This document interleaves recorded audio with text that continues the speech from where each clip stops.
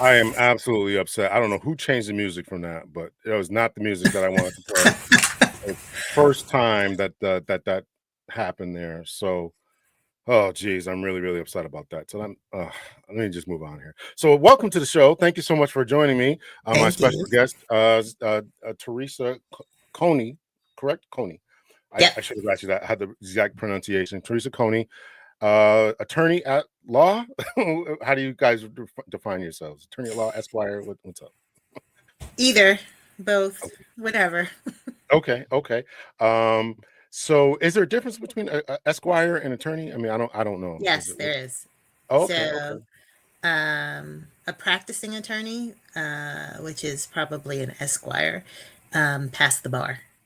okay, okay, So, when you graduate from law school, um, you can be an attorney, but I don't think you're an esquire. And if I okay. have that backwards, I'm sorry.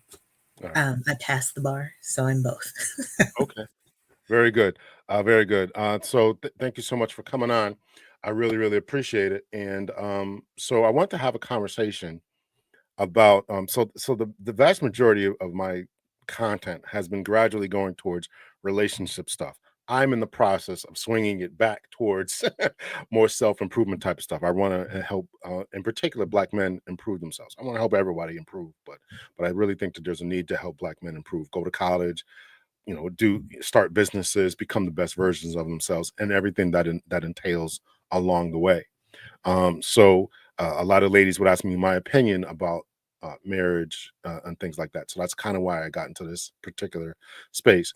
But I want to talk about DEI, and in particular, this situation that we have going on between black men and black women, and the elimination of DEI, whatever that means. And I'm going to get your opinions about that, and talk about how that affects the family, our dynamics, how we can and should work together. At least that's from my perspective, that we should not be at each other's throats during this marriage dating game and all this kind of stuff. And I'm this, and I'm educated, and I got this, and bring it. What do you bring to the table? Have you heard any of this talk? Are you familiar with any of this kind of Yes, stuff?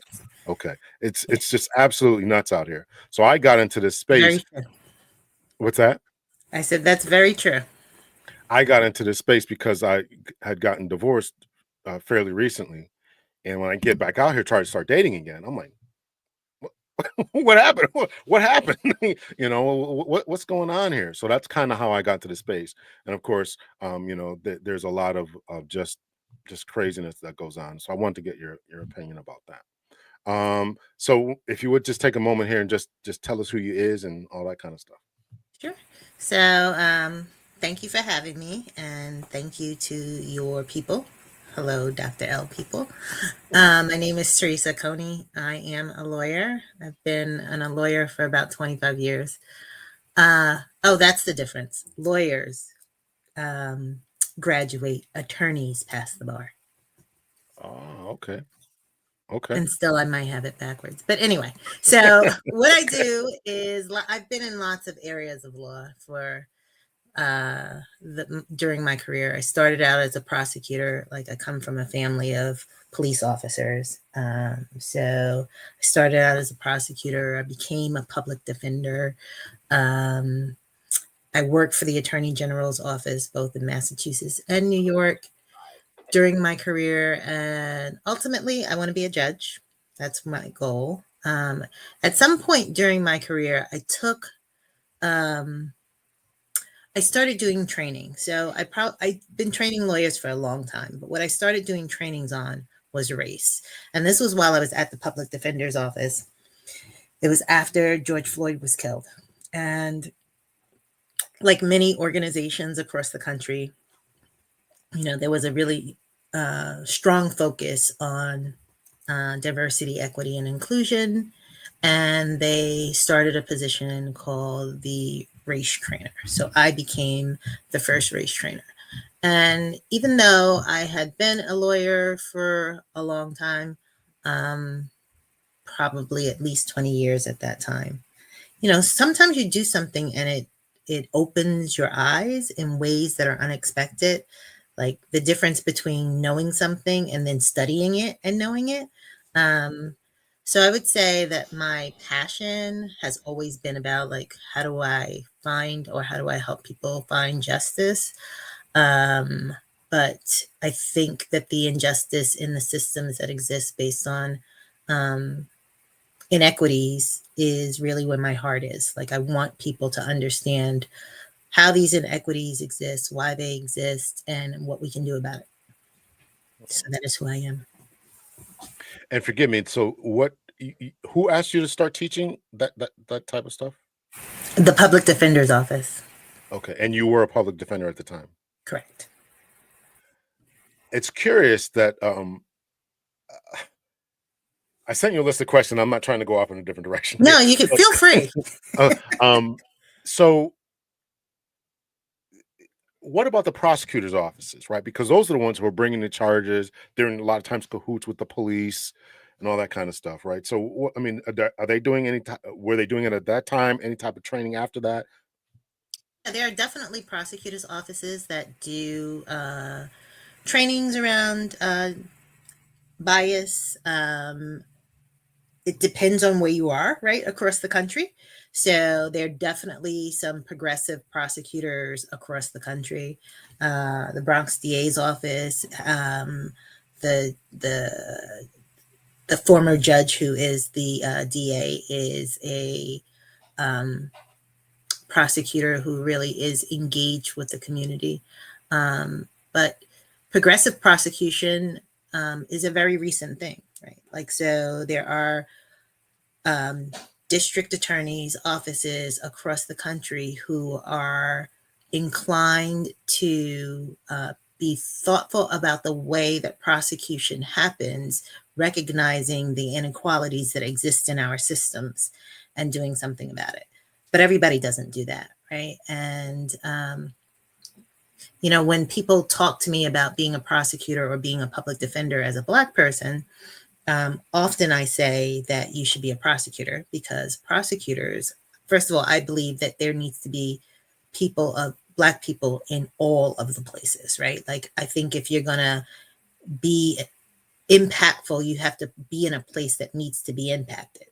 So I definitely think that Black people should be in prosecutors' offices, but I also think that you have to be thoughtful about what prosecutors you'd like to work for because, you know, everyone's not going to give you an opportunity to use your personal perspective to make a difference for the outcomes in their office. Very good. Makes sense. Makes sense. So let me say hello to a few people here. So hello to Yoli, who's tuning in from Guyana, South America. Hello to HJ. Hello to Rhonda Payne. And hello to High Vibe, some faithful Hello, all. followers. Yes. Okay. So we get George Floyd. You mentioned that, and then after that we get riots, and then we get a lot of talk about DEI.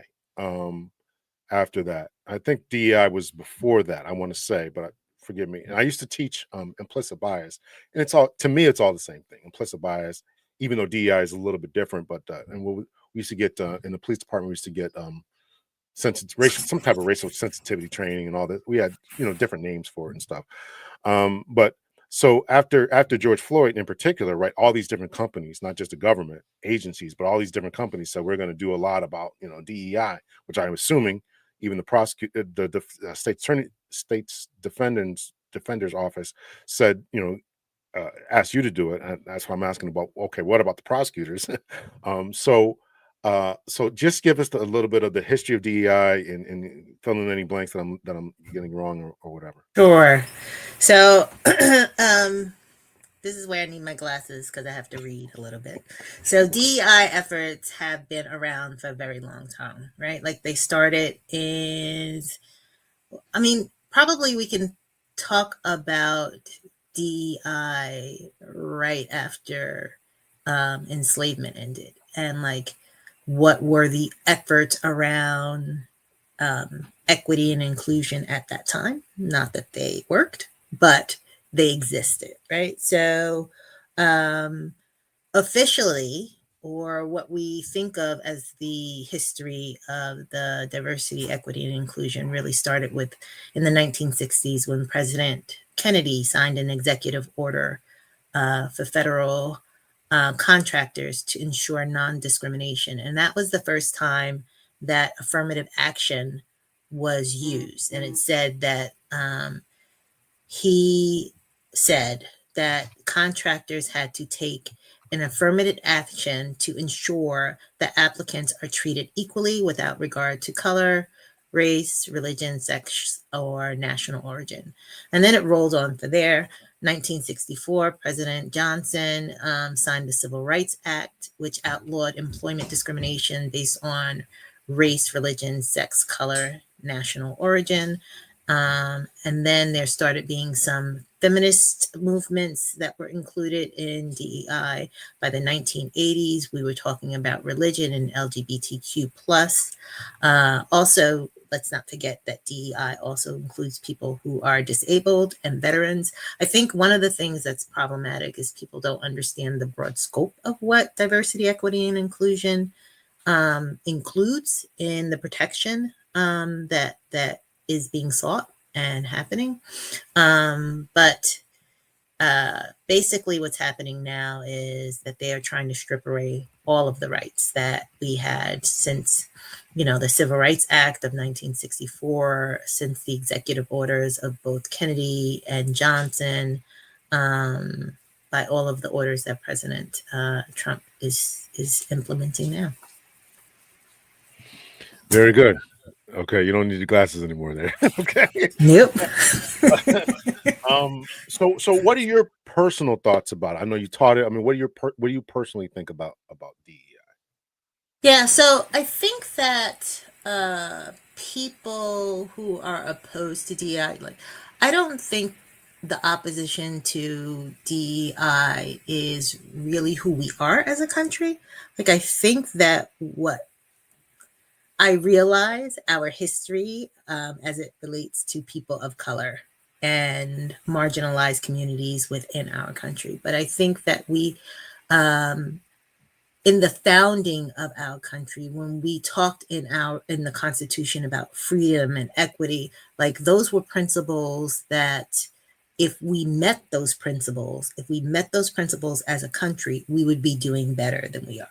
And I think it's Black people who have always pushed this country to kind of try to meet those principles that we say that we were founded upon. And I think that, when people are like, we love America, waving the American flag as if people who are from a different race are less American, when we're the people pushing America to be actually its greatest, I think is really, really why it's so interesting that the ideology of the people who are against DEI and against equity and inclusion is that that's what makes America great.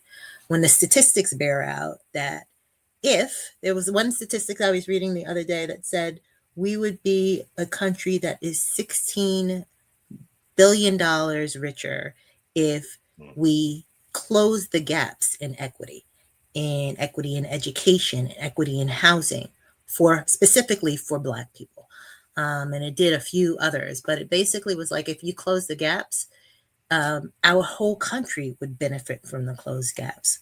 And I think that people who dislike diversity, equity, and inclusion don't really understand it. Because if you talk about fairness, nobody really dislikes fairness, right? Nobody really says, oh, it's not fair that you're trying to be fair. And I think what diversity, equity, and inclusion is, to me, it is the effort, or what they're trying to take away is the effort to deal with the structural issues, right? Because the laws are the same. The laws say that you can't discriminate. The laws haven't changed. You still can't discriminate. The president saying we're taking away illegal discrimination. It was already illegal, and if you did it, it was still illegal. So none of that is actually different than what it was. But what he's doing is trying to take away the pieces that help to deal with structural racism, like the underpinnings of what's happening. For me, it reminds me of like we built our whole country on this wall, and the wall is rotten. And every time something happens, we're like poking a hole in the wall. We're like saying, nope, that's wrong. That's wrong. And eventually, if we poke enough holes, you'll see how rotten it is, and you'll break it down and build something new. And that's what the efforts to me of DEI really are. Very good. Have you run into people who are not in favor? I mean, in your teachings, if you somebody pulled your side at a lunch break or something and said this is all nonsense, has that happened? Oh, absolutely. Not that blatantly, like not that this is all nonsense, because I'm teaching in spaces where you're part of a legal community, so people are not saying it as blatantly, but they are saying something. Like they'll say things like, "How did this become political?" If you're bringing up an issue that isn't political but is about equity, um, they will some people really actually don't understand. And I think that I think it's my responsibility. I don't think it's the responsibility of every person of color, but I do think that because I've decided that I want to train and help people understand that it's my responsibility to do that. So when somebody doesn't understand and is really seeking help, I think it's important to help them.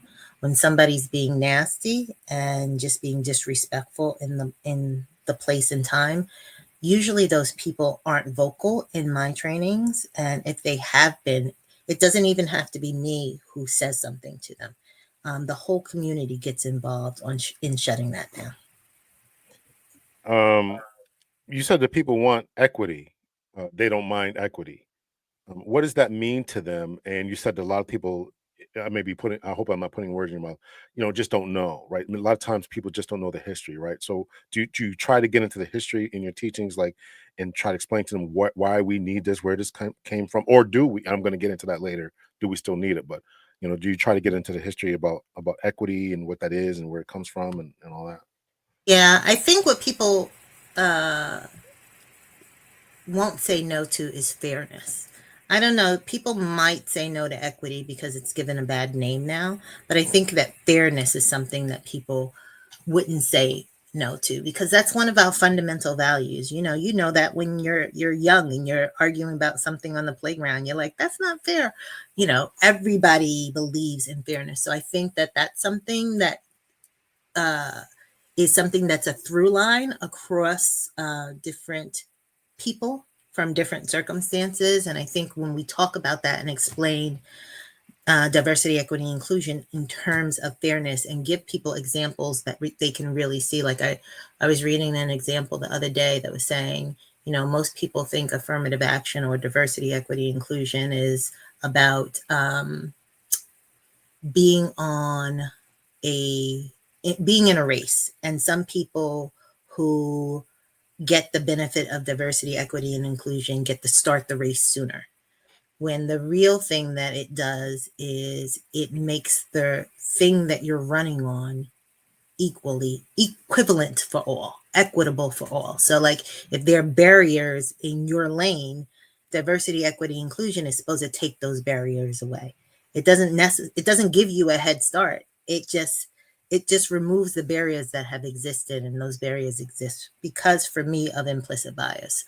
So yes, my trainings include history. They'll do some brain science. I do all of the things that I think are necessary for people to understand.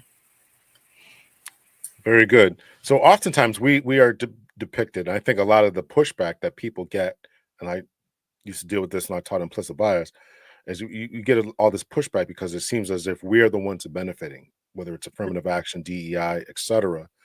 Um, they often think that we're the ones getting all this stuff, right? And I'm sure that you know about the I forget the name of the case, but it was just passed like what 2 years ago. The elimination of affirmative, The Harvard case. yes, the Harvard and North Carolina case. Hmm. And all that. So, we're often seen as the face of it, and then other people end up getting these benefits. So, can you talk about that, and also who benefits Because it certainly ain't us. But go ahead. Yeah. So historically, the people that benefited most from affirmative action were white women. And they, it's funny because there was the press secretary for the president said something like, "We don't do anything woke over here." And then Whoopi Goldberg was like, "Girl, that's how you got there. You got there from people being woke and people saying, this woman is allowed to do this thing because women can do things." But historically, it was white women who benefited. Wasn't benefited most. It was not Black people at all. And there are lots of if we think about the way that in history Black people were depicted, um, in terms of all of the race dynamics, we were depicted as the lowest. Mm. And we still seem to be getting the least amount of benefit, right? So, like, when people talk about Asian minorities, they often use the term model minority, right? Like they're the good minority that other minorities should be like. And I won't even go into the fact that, like, the Asian minority talks about like a continent in terms of many, many people. But yeah, I think that we're pretty much always last in the benefits for everything. And certainly in the benefits for diversity, equity, and inclusion, white women are first. Mm.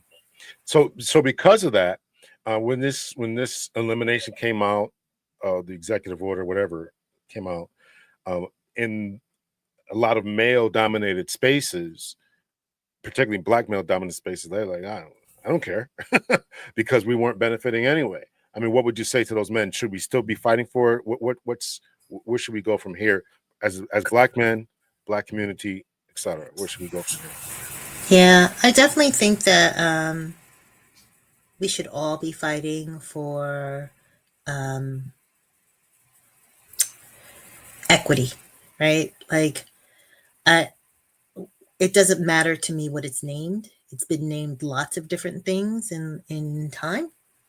So whether we're calling it diversity, equity, inclusion, affirmative action, our civil rights, whatever we want to call it, I think that we need to continue to fight to make sure that we are getting an equivalent uh, time at the table, piece of the pie. Um, and for me, the way that I continue to fight, um, one of the people that I work with in my team, her name is Jennifer Riggs. She and I were having a discussion about, like, how do you meet this moment, right? Like, there's so much going on in our country, so much that's based on fear and anger, and using the fear and anger to debilitate people and kind of make you either so overwhelmed by how many executive orders are coming out and how many horrible things are happening that you're either static or afraid, or you just give up hope. Um, None of those things are the way that any of our ancestors worked to get through and get us all of the things that we have gotten. And we have the responsibility, to me, for our continued generation and for a better America, to continue to work to make sure that equity still exists in the law, not just you know not just for an individual person, because you have to hold people have to have something to which they can be held accountable. And even if, like, you or I are successful, I don't really believe in the pull yourself up by the bootstraps mentality, because I know how many people it took in my own family, in my own history, for me to even have the opportunity to be any type of success. So uh, the short answer is, yes, I think that we still need to work. And I definitely think Black men need to be leading the charge. Like there there is this whole conversation about how Black women have done a ton of work in the civil rights movement. And there definitely are Black women who have done a ton of work. And there continue to be Black women who do a ton of work. But there are also Black men who have done a ton of work. And I hope that there will continue to be Black men who continue to do a ton of work. Well, I appreciate you saying that because a lot of times there seems to be this glossing over about the work that was done and is being done and all that. And I wanted to tie this in exactly what you were talking about there by A. Will 3992. Our families want equality, not inclusion. African Americans wanted the opportunity to do for ourselves, and that has been blocked in every way, i.e., Black Wall Street inclusion is a method for us to use money. You talked about, the history about what goes on. Um, and I wanted to tie this into, people like relationship stuff. So I mean, where does this go from for us? And let me tie it into this that you talked about the beginning of what you talked about is that inclusion piece of being part of the process, right? Sitting in the seats, getting into the jobs, making a difference from being on the inside. Um, how does that? Are we in this? Are we in this place of trying to navigate two different ways of thinking? As in, I need to be in this space, but at the same time, we need to still create our own spaces. Does that make sense? What I'm saying? Now It we want does. to infiltrate.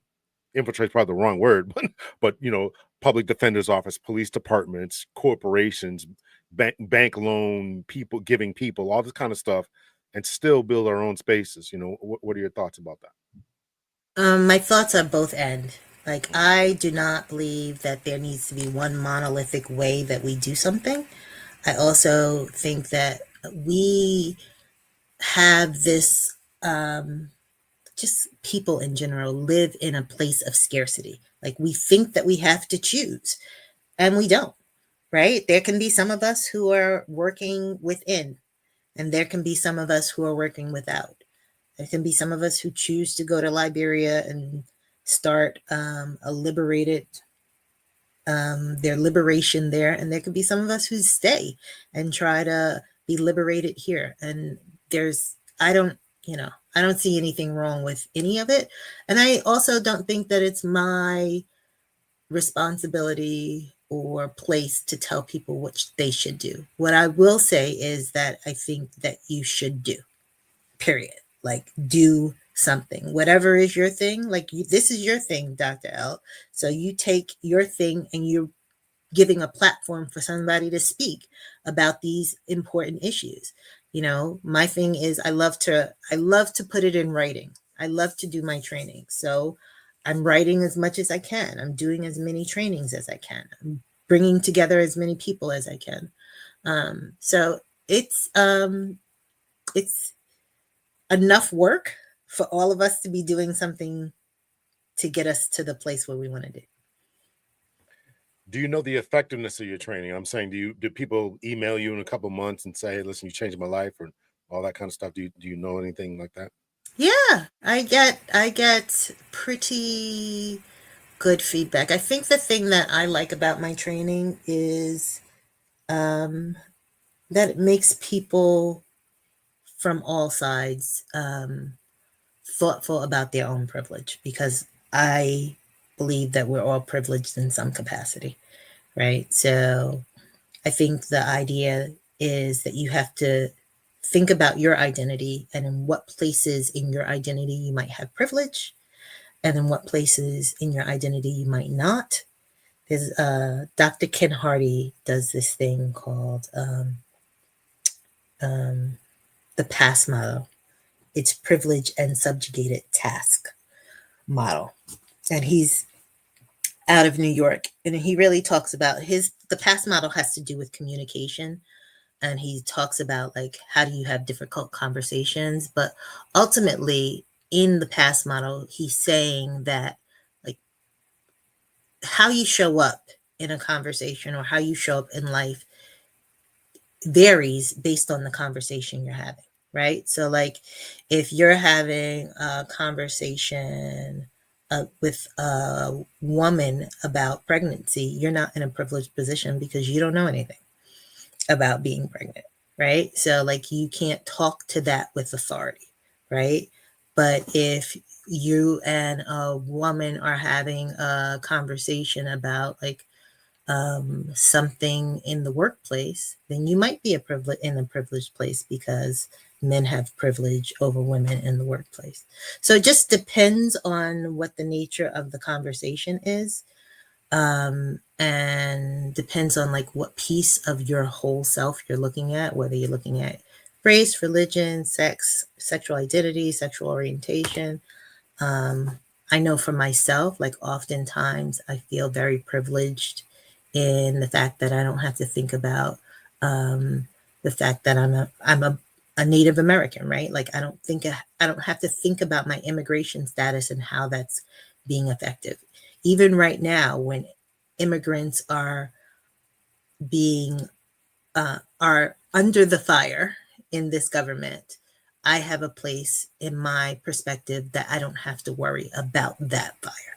And it doesn't mean that I'm not um, marginalized in lots of areas, but it does mean that I have privilege in that. And I think when I do my trainings and I make people think about like the fluidity of their privilege, I call it place consciousness. It's about like understanding your place in the world.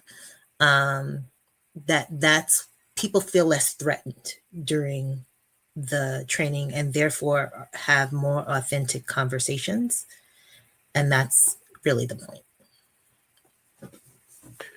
Let's bring it to continue on with this, with your train of thought about bringing us together. Um, HJ is asking, how do we create equity in our community? I'm not sure if she means equality or equity, but just I would assume she's asking how do we work together in a more efficient manner. I could be misreading her question there, but do you have an answer for that? Sure. So I'm wondering, HJ, if you're talking about between men and women or in our community as a whole. But I think one of the things that we need to be focused on in this time is number one, uplifting each other. Like, there are often times where we act like we're crabs in a barrel, and like if you don't believe in my way, then you're wrong, and I'm not going to give you space to do the thing that you feel like you should be doing. And I think we have to be thoughtful about that and uplift each other, support each other, right? If somebody's doing something and needs your support, okay, thank you. And need your support, I think it's important that you do what you can to support that initiative. And I think also taking care of each other. Like it is a hard time. Um, and again, like there are 1,000 things that people can be doing to meet the moment, to like progress the moment. You could be calling your Congress people. You could be going to town halls. You can be joining organizations that are doing things. Like there are plenty of websites that you can look at. You can look at the ACLU. You can look at the Brennan Center. There are lots of organizations that are doing things that you can assist in, use your area of expertise, but ultimately, um, you know, take care of each other, because it is a hard time wellness wise for Black America. So I feel like it's really important that we, at some point in the day, turn off the television. Um, Yeah. at some point in the day, breathe, right? Like go to the gym, take care of yourself, make sure you're meditating. Read, if you read the Bible, read it. Um, I think I think there are lots of ways that we can come together as a community, but those are the things that I think are important. So you raised some good points. I dropped my pen here. Um, what? So you talked about supporting each other, and you talked about the Brennan Center and the Brennan Center, ACLU. I mean, but you did mention reading the Bible, but our churches were traditionally this place of support. I would ask, how do we get back to that? Because I think that there's the red pill, the real pill has been commenting some stuff. I'm going to put some stuff up there, but I'm going to make sure I filter it out here. But I think that his overall point is that we have to do something for ourselves. And looking to other organizations, the ACLU and the Brennan Center, well, they can be good resources, no doubt. But what do we do about ourselves? Because as you mentioned before earlier, you said, this is about us. This is about attack on us. And we've always been the lowest, right? We were the example, and why we fought so hard, and why everybody else got the piggyback and get all these butter biscuits that were meant for us is because they stuck together, is because they had a sense of community. Something happened after the 1960s that completely just wrecked the Black family. Can you speak to that? And are you aware of that? I don't want to put you on the spot. The government happened after the Okay. 1960s. That Okay. completely wrecked the Black family. But there is a meditation that I want to tell you guys about that happens. Let me see if I have her information, A because lot of she's Black, a lot of. I thought you were looking. I'm sorry. Go ahead. Go ahead. I am. She's a Black woman out of California, who does a morning meditation on Mondays once a month, which I feel like is very cathartic for us as Black people. So I don't want him to think I'm leaving out Black organizations. I'll look through my stuff as I sit here. A lot of Black But women would be very reluctant to admit what you just said, that the government, they think that Black men are just lazy. We just stopped. We just would rather not get married. We just rather not, all these other detrimental ideas. And they never consider, you talk about privilege a lot. You never considered the fact that there was a certain level of privileges that were given to white women, and Black women got a lot of those privileges as well. And they never give Black men grace about that. And when we speak up about it, oh, you're dusty, you're broke, you're making excuses. You're not. We got the same thing as you. I mean, what are your thoughts about that? so tell me, what are the privileges we're talking about? Are we talking about like Well, you said the um government. I'm agreeing with you. I'm talking okay. about So like college. I'm talking about college education. okay. Black men got Black women got college education. If they were a single parent, Black men got thrown into prison for Yeah. the same Yeah. things. So some of the things that were happening at the same time that the government was doing, and you can't think that it was done um, by mistake. Like, I think it was probably extremely intentional. They were making laws that created more and more time in jail.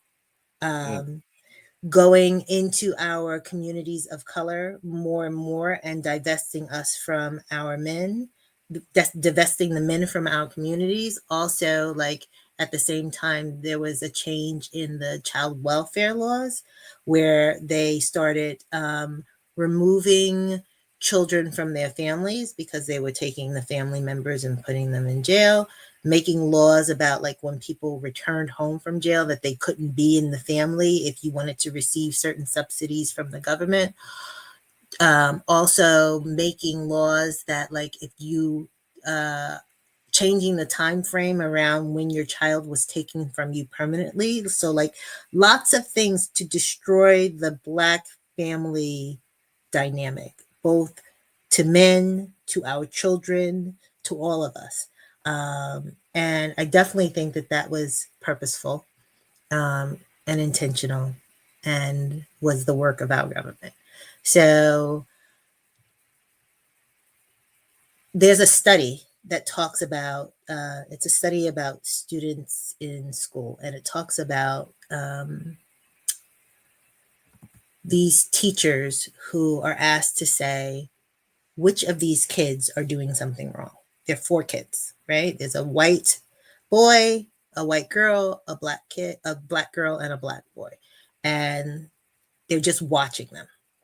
And the study actually studied what they watched, right? And what they watched was the Black man, because the way that our implicit bias works, and it works for all of us in this way, it doesn't matter really who we are. We are indoctrinated with the idea that Black men are bad. So the teachers, educators, both Black and white, male and female, were watching the Black boys more than anybody else. So in the study, when they did the report, they reported that the Black boys were doing more of the things wrong, even though nobody was actually doing any wrong things, but those were who they were watching more. And I think that study is indicative of how life shows up for us, right? Like our communities um, are more monitored. Our Black men are more monitored. Um, you know, I might not be able to go into a store without being followed, but you probably can't even walk down the street. So I I definitely think that our government is complicit in the fact that our families are uh, often broken. So I guess that this is what I wanted to talk about. Okay, so now DEI has been eliminated, or talk about that a Hopefully little. not. Okay, so talk about that a little bit more. What does the executive order mean? What's going to happen? Are there going to be any pushback, or talk about that? Do you? Yeah, there's a couple of things that are happening, right? Like there was a judge who said that the language in one of the orders that he did was too vague. So the order, so he um, allowed an injunction, which means like a freeze on implementing the order. So in order for executive orders to not take full effect, a judge can do something about that. The court system can do something about that. Congress can also do something about it, right? Like if Congress wanted to create a new law to make a law that was maybe stronger, maybe had more definitive information about what they wanted, they could work on making a law that in this environment is probably unlikely. So the judiciary is where we hang our hopes. And then also, there'll be a new president in 4 years, right? So, like, the new president, provided that our president doesn't try to make himself a king, um, there'll be a new president. And if there's a new president, the new president can take over can pull back on some of the work that these executive orders did. So there are ways that executive orders can not come to fruition. Right now, our court systems are the best way to do that, I think, given that the Congress is Republican. But, when we put pressure on our congressional members about what they should be doing, which there is a lot of pressure right now happening in red states saying that this is not what people asked for, because this isn't what people asked for. You saw his ratings were really low. I saw the other day on television. I think it was Joy Reid who was talking about it before she left. Unceremoniously. Yeah. Um, we love you, Joy Reid.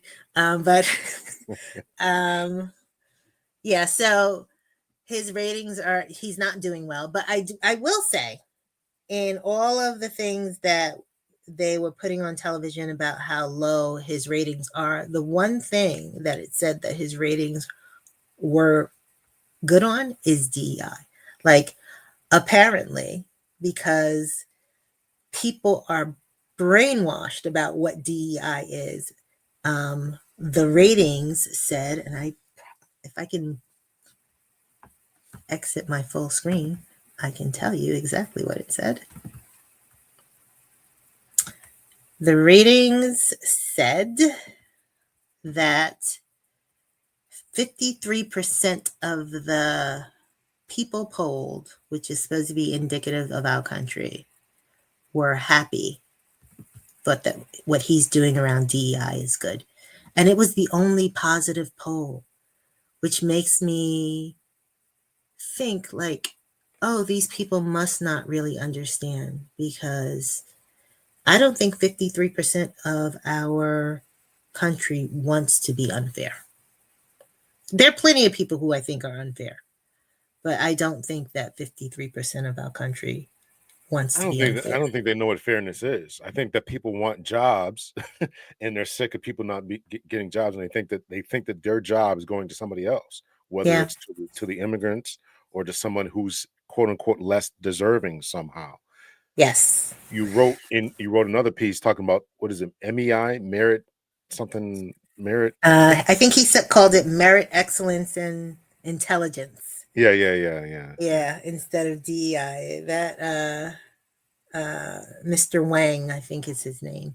Hmm. He was an owner of um, an AI company, or and his philosophy what is that he is going to be using merit to determine who is the best candidate for the job, which means like that people seem to believe that when you include diversity, equity, and inclusion, you're somehow excluding merit, Hmm. right? Where diversity, equity, inclusion opens your pool of possible candidates. So you get the most meritorious candidate from the broadest pool. It doesn't do anything to get somebody something without deserving it. Like Hmm. the people who are getting these things um, who are getting these things are really really much deserving of it. I just had a girlfriend who became a judge recently, and it showed her bio in the paper, and I was looking through it, and she is phenomenal, right? Like she does a ton of things. And when I consider other people who from other communities um,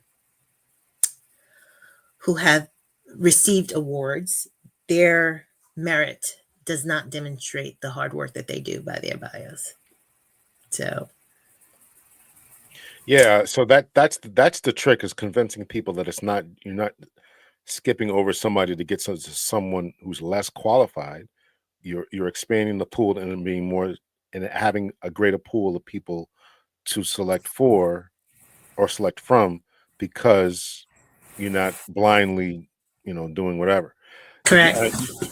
do you heard about the black engineers, or like the army, the military was going to Oh stop? yes, I did. The 4-star general. The 4-star general that was removed and replaced. I think she was a black woman. That was a 4-star general that was removed and replaced with a 3-star general who was white because they were obviously more deserving. No, The no. 4-star general was. Okay, I didn't hear about that. I heard about the four-star Air Force general who was removed. And it was a guy. If we're talking about the same thing, but Oh, I'm talking about the U.S. military was actively recruiting from like somewhere in the Black Engineers Association or something like that, and they're no longer going to be going after those possible recruits for the military because they want to get rid of DEI. So they're excluding, a place where the black folks would hang out at. Did you hear about that? I'll try to pull up the hear article. about that, but that is like one of the things that diversity and equity and inclusion seeks to do. Like it broadens your pool by allowing you access to people who you um, might not have known had the qualifications that you were looking for. Here's the story here. Let me put it up on the screen here. Thank you. I'll put my glasses back on. Let's see, stop screen share. Present.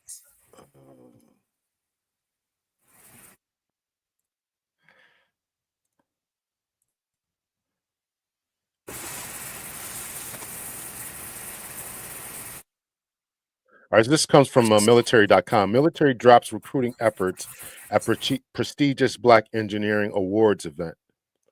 Um, so the military was going to these Black engineers, right, the best of the best, and they said they're going to stop recruiting them. The Army and other service branches are abandoning recruiting efforts at a prestigious Black engineering event this week, turning down access to key pool of highly qualified potential applicants amid President Trump's Trump's purge of diversity initiatives in the military. Until this week, Army Recruiting Command has long-standing public partnership with the Black Engineer of the Year Awards, or BEA, an annual conference that draws students, academics, and professionals in science, technology, engineering, and math, also known as STEM. And that's from military.com. People can go over there and read the rest of that. So I did this is, not hear about that, but it doesn't yeah, surprise me. yeah. People are afraid. People are afraid, and um, you know, fear is what that is, right? There's nothing illegal about having a broad pool of candidates to choose from. What would be illegal is picking someone because they're something, right? Like, I'm going to choose this candidate because this candidate is white. That's illegal, right? It's the same way that it's illegal that I'm going to choose this candidate because this candidate is black. But there's a letter from the attorney generals, and I would recommend that people take a look. I think there are probably about 11 attorney generals on that letter, and it came out of the attorney general from Massachusetts. She was the lead person on that letter. So you could look on her website, and basically it talks about like what's happening and what you're still allowed to do for any business or corporation who's interested in figuring out what am I allowed to do because I'm afraid that I'm breaking the law. Likely, if you weren't breaking the law before, you're still probably not. Like, the law hasn't changed just because he said different words. Okay, so we'll finish up here. So what would be the fix for the Black community, right? So let's just put our imagination hats on here, and DEI is gone, and we're talking about saving our community, saving ourselves, right there. Stop going after military engineers or whatever, just going after the best of the best. What would be your fix to this, right? There's a lot of the real pill, and I'm acknowledging you, real pill. I see your comments here. I want to know what we can do to fix the community, right? In particular, if we talk about well, let me get your ideas about the gender war. What are your ideas about what's going on between men and women? We talked about the academic stuff. What's your ideas about what's going on between Black men, Black women? What's your ideas about that? I guess I will say that I see what's happening. It doesn't comport with my personal beliefs. I understand that there's this dynamic where, and I also want to say I think it happens on both sides, right? Like, there's this dynamic where Black men think that Black women feel a way. Mm. And there's this dynamic that Black women think that Black men feel a way. And I don't think that any of that holds true for anybody, for everybody. I don't think that we are a monolithic. And I think that you have to deal with individuals as an individual. I'm also in the dating space, right? So, like, when I'm thinking about dating and I'm thinking about dating Black men, because that's who I date, I think to myself, is this person going to be good to me? I'm not thinking to myself, like, does he have his stuff together? Does he You have don't his think stuff like that? together? What? I am thinking, does he have his stuff together? I don't want to say that I'm We not take this thinking that. Pookie Ray bomb over here. I'm What? thinking, like, I think my thoughts about somebody having their stuff together isn't based on what people think it should be based on, right? Like, it is The not height, the height, income, correct. It's not like kind of car you it's drive. correct. It's about how you show up in the world. But everybody has a different set of criteria that's important to them. My criteria is how you show up in the world, but that might not be my girlfriend's criteria. And she gets to have her own criteria, and I get to have mine.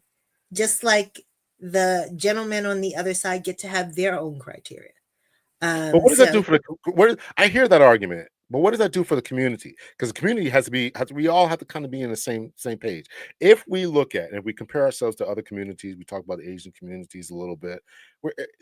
Their marriage rates obviously create a community that then propels them to certain economic levels. how can we continue to say, and I personally don't like when people say we're not a monolith, because I think that's the issue is that we're You not. want to be a monolith? Well, I think that we have to. I'm not saying that people can't have individual thoughts, or we all have to be into hip hop, or we all have to be into country music, or we all have to do whatever. I'm not saying We all that. have to like Biggie. That's not negotiable. Well, I But go wasn't ahead. even. Yeah, I mean that's not negotiable. I mean, what I mean, you know what I'm saying. But what does that mean for the community as we go forward? There has to be some collective baseline.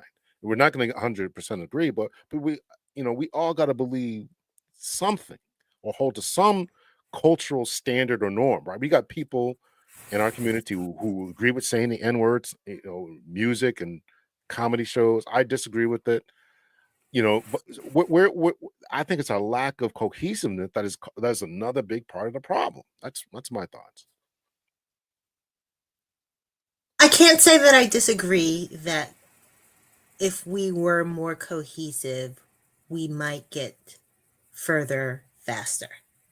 But I also cannot be a person who does training on identity and then say to you, we have to have like um, a shared identity. I think what we have to have is like a shared value system.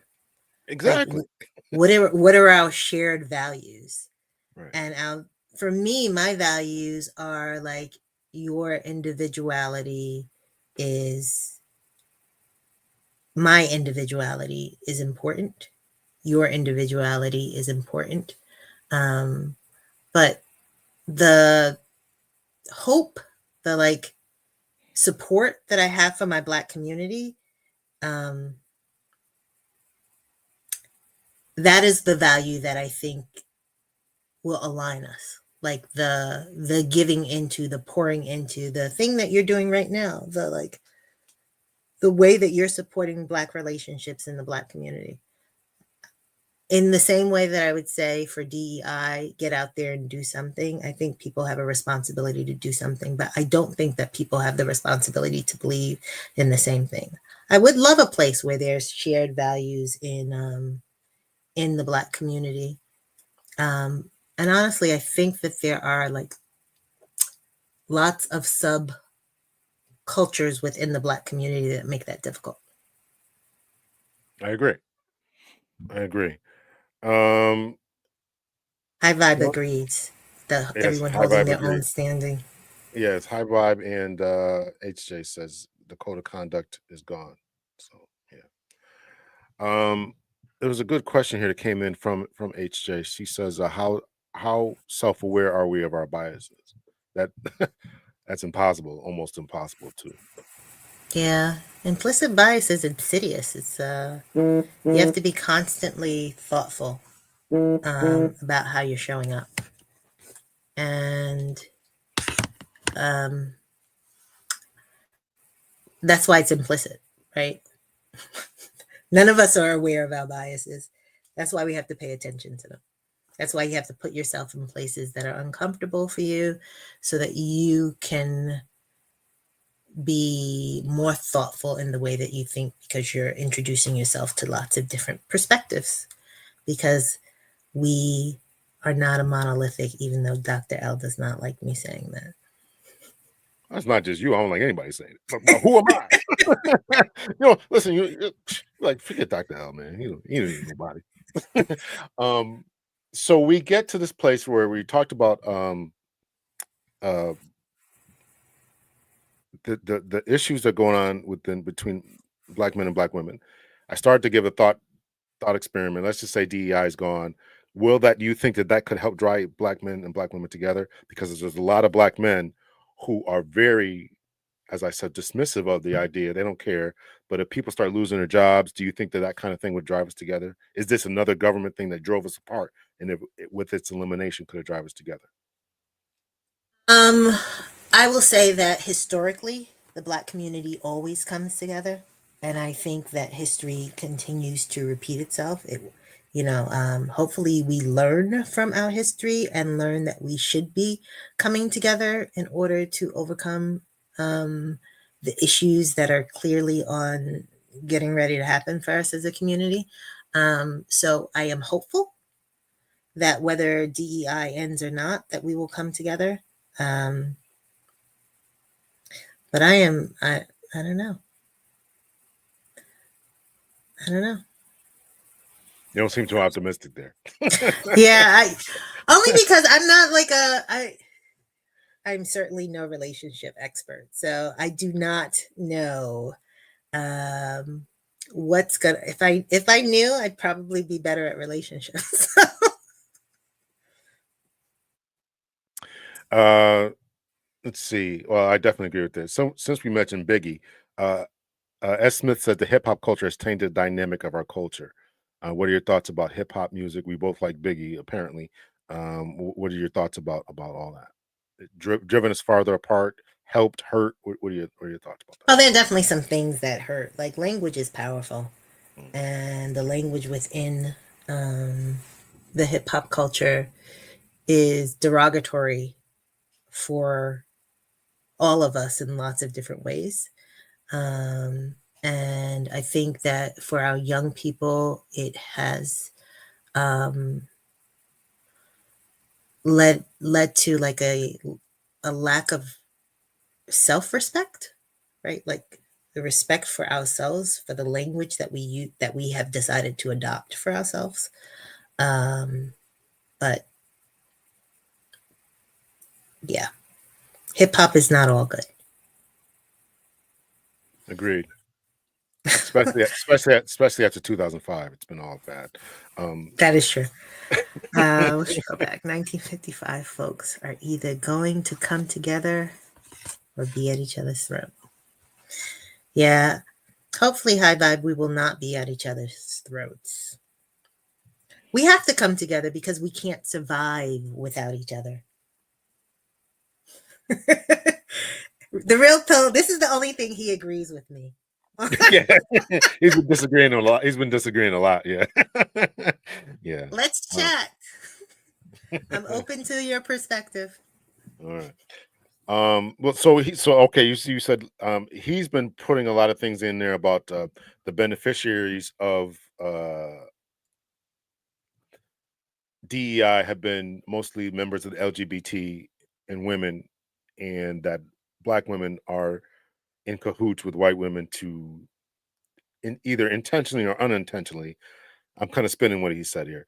To subvert the black male, and we don't care, let it burn, all that kind of stuff. What are your thoughts about that? That black women have been in cahoots with the white women and other communities, other bifurcated communities or segmented community, LGBT here and all these different ones, and our own women who we think should be on our side have jumped on the bandwagon, and I would argue, I would argue that the main proponents who should have gotten the affirmative action benefits from the 1960s were black men.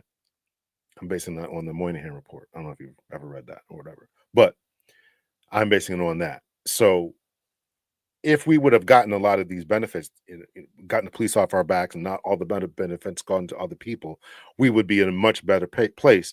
And you mentioned the study that was given. I read maybe the same study or a similar study that said if black men would have not been discriminated against, we would have added billions of dollars to Mhm. the economy. It might be the same study, maybe I'm wording it differently, but that's kind of what I took away from it. So my point is that had these benefits gone to black men, we would be in a different place, and we might have different family structures based on that.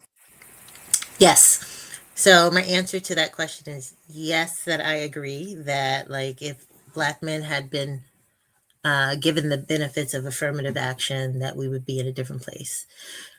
Yes, I also agree that black women and white women work together on women's issues in lots of different capacities over generations. I haven't done enough research and study around the LGBTQ plus community to know how uh, black women show up in that community. I do know from some reading that I had done about the Black Lives Matters founders, or at least some of their founders coming from that community. So I will say that while I think that Black men benefited, I don't know if least is the correct answer or not.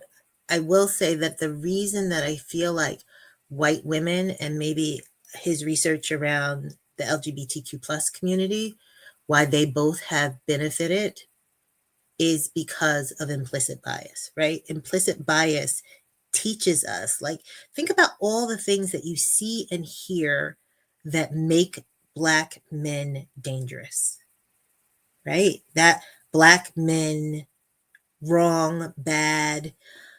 There's a picture from Hurricane Katrina. 2 newspaper articles. One of them has this Black boy. He probably looks like he's like 12 years old, and the other one has these 2 white people, and they're going through the water trying to get food. And if you read the headlines from both, it says ultimately like the Black boy stealing, looting is the word that it used, and the white people are like wading through the water and trying to find their survival needs, right? So like that is how implicit bias works. When I say it's insidious and it infects us all, right? So the reason why affirmative action, in my opinion, happened more to white women, because white women were the most acceptable, right? Like, if we have to elevate somebody, we're going to elevate somebody who looks like us. And white women look like white men.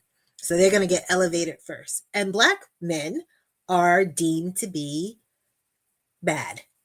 So they're going to get elevated least. And that's not because, maybe it is because I haven't done the research, but that's not only because of a relationship between Black women and white women, or Black women and the LGBTQ plus community. It is also a derivative of what implicit bias just does. And that is why we need DEI. Because if people don't understand that, like, this is what comes from implicit bias, they think it's about something else. So we can think it's about the relationship between Black women and white women, but it also has to be about what my subconscious is telling me about a Black man, and if I'm going to give him the job or if I'm going to give it to the white woman. I can follow that. I can dig it. So I can dig it. All right. So I'll let you off the hook. Is he good? I just want to make sure he's good. No, he's gonna keep disagreeing with you. His last comment. So if you know this, why get in bed with white women and white liberals in their feminism? So I think everybody. I don't think all Black women do. I think that I will say, as a Black woman living at like the juncture of both my Blackness and my womanness, there are different needs, goals, barriers in the different places. And while I might relate to certain barriers with my Black men, I might also relate to certain barriers with other women. okay. He's coming at me. Well, this is not him. This is gonna be me. I know. So again, if I'm pretty sure you acknowledge or agree that if the benefits had gone to Black men, then you wouldn't have these barriers. If the benefits had gone to Black men, would I have? If we could fix implicit bias and we fixed it first with Black men, I agree that I would not have these barriers. There's 2 ifs in there. Yeah, because implicit bias is hard. It's hard to fix. But if it were fixed and our people were treated equitably, then our black men would have been treated equitably, and me as a black woman would have been in a black family in the same way that white women are in their white families, and there wouldn't be like, and then the equity would come with my alliance with my black men. Gotcha. 100% agree. Now the real pills point.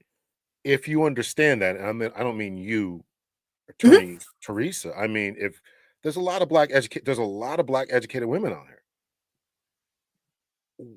How come We they are don't the under most educated population. I'm No, gonna say why that. do you keep That's a good saying that? statistic. No, It's a it's statistic. not. I went through this. You're not. It's still white women. There's still statistically more and numerically more. It's still white women. You're Oh, definitely we're gonna have to look overrepresented. it up.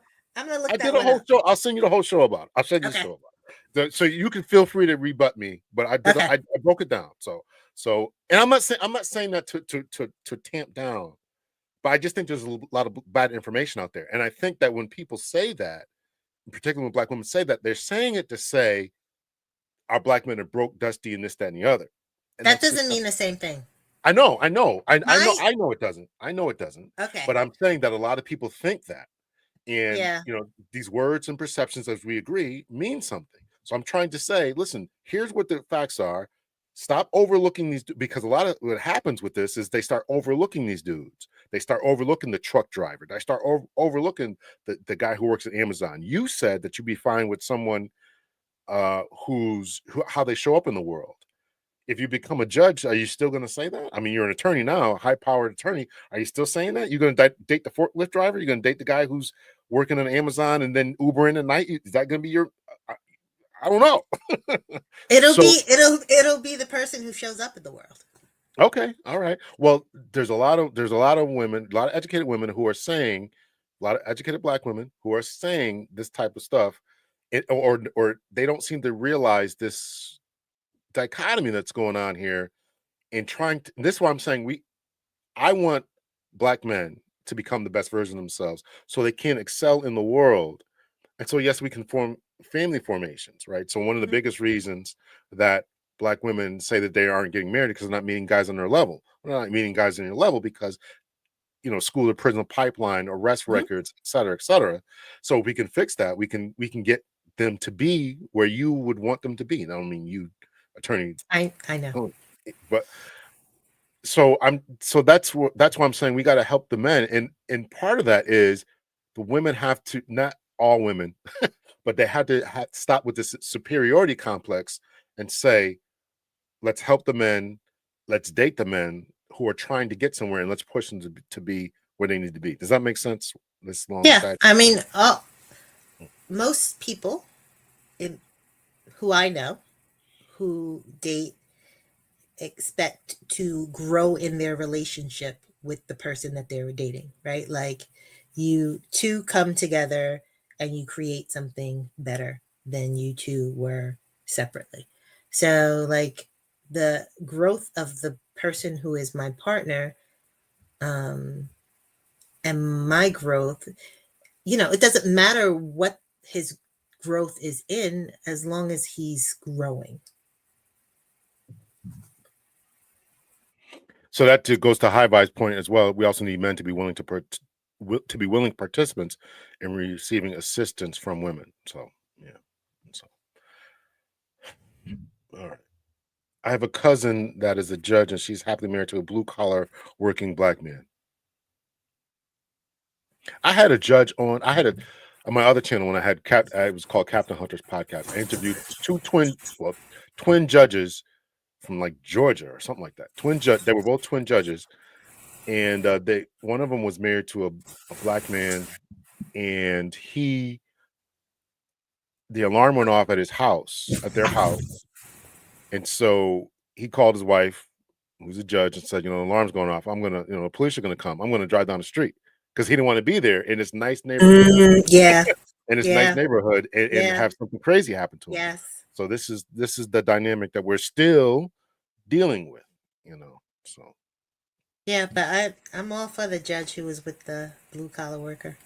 yeah, okay, all right.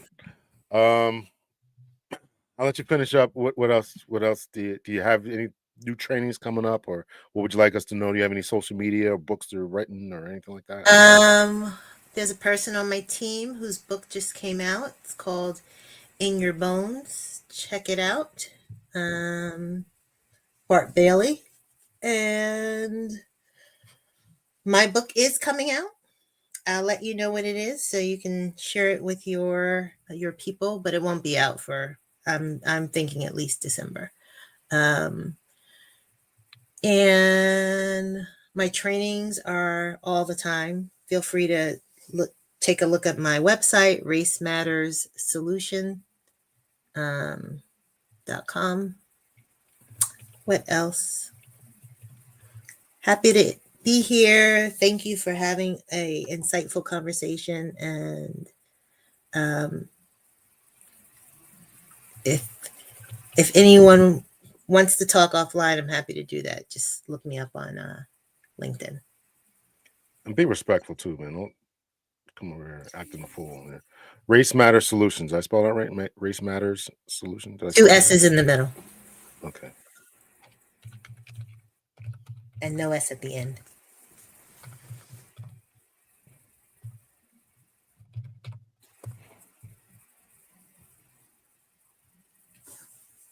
All right. Yep.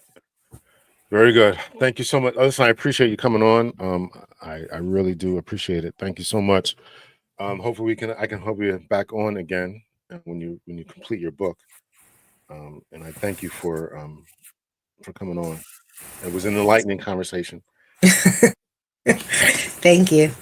Thank you guys. Nice meeting. Nice seeing everyone. Thank you to you to your people. And thank you for the conversation. I appreciate it. Thank No, I you for opening my mind. okay. You open mine too. So, all right. So that's it for tonight. I will see you guys. Don't hang up. Don't hang up. People often click off when I don't hang up. Yeah. So I do have another judge cousin married to an attorney. Okay. All right. All right.